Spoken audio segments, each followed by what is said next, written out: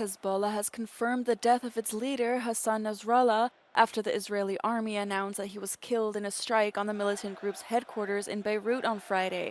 Israel's chief of staff, Herzi Halevi, said that there is more to come as the army prepares its next moves. זה לא סוף ארגז הכלים, זה צריך להיות מאוד ברור. יש עוד כלים קדימה ללכת, והמסר הוא מסר פשוט, מי שמאיים על אזרחי מדינת ישראל נדע להגיע בצפון, בדרום, גם במקומות יותר רחוקים. Several other Hezbollah commanders were also reported killed, and civilians were among the victims.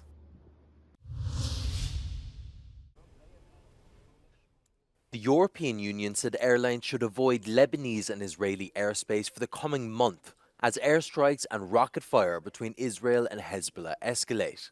In their recommendation, the EU warned of an overall intensification of airstrikes and degradation in the security situation. British nationals in Lebanon were warned to leave the country immediately as the violence intensifies. Lebanon's transport ministry also told an Iranian aircraft not to enter its airspace after Israel warned air traffic control in Beirut it would use force if the plane landed. The news came after Hezbollah confirmed their leader Hassan Nasrallah had been killed in an Israeli airstrike, for which the Palestinian group Hamas issued a statement conveying condolences. The Iraqi Prime Minister declared a 3-day period of mourning in his country following Nasrallah's death, and Iran's supreme leader slammed what he called criminal Israel following the attack. 2 consecutive Russian strikes on a medical center in the Ukrainian city of Sumy killed at least 9 people, according to local officials. The Ukrainian Interior Minister said the initial strike killed 1 person, but that Russia attacked again while patients and staff were evacuating. As well as the at least 9 people killed in the 2 strikes, 12 people were seriously wounded.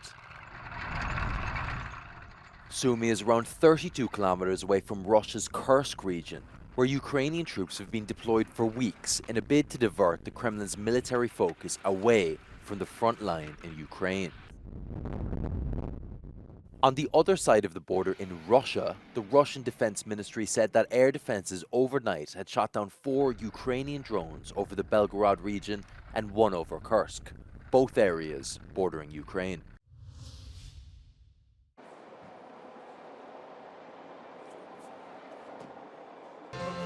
Well, a very warm and convivial reception for Pope Francis here at Louvain University in Belgium, which at 600 years old is one of the oldest Catholic universities in Europe. Now, he was read out a letter from university professors and students detailing some of the most consequential issues of our day, such as social inequality, social injustice, the climate crisis, and the role of women within the Catholic Church, where it was put to Pope Francis that essentially there weren't any women at the top of the church and women's intellectual contribution had been disregarded.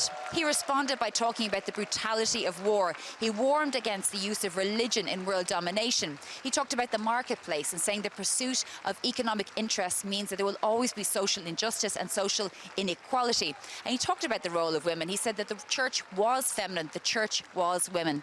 Shona Murray, Euronews, Louvain.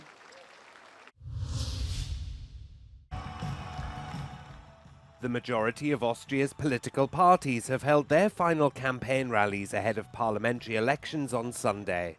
Polls show the far-right Freedom Party, headed by Herbert Kickl, in the lead, predicted to take more than 28% in what would be their first ever election victory. They've campaigned on an Austria First platform, but if the party fails to secure an outright majority, finding coalition partners could be tricky.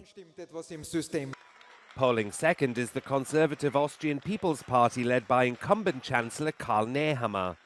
At his campaign rally, he ruled out a coalition with the Freedom Party and urged supporters to vote for him to prevent the far right from coming to power.